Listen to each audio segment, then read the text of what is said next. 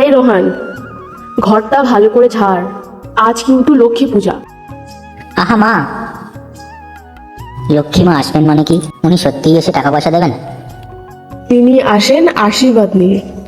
পরিশ্রম আর সততা যেখানে থাকে সেখানেই তিনি থাকেন। টুকাই, প্রদীপগুলো সাবধানে রাখ। ঠিক আছে বাবা।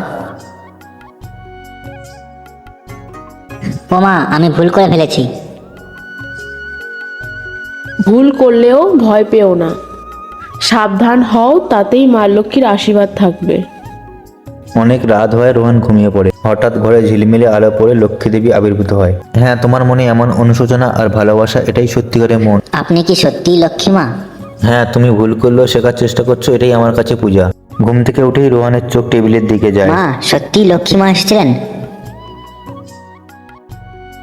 লক্ষ্মী মা তো প্রতিদিনই আসেন, যখন আমরা মন দিয়ে কাজ করি এবং অন্যকে সাহায্য করি। তাহলে আজ থেকে আমি প্রতিদিন ঘর পরিষ্কার করব, যাতে লক্ষ্মী মা থাকে সারাদিন।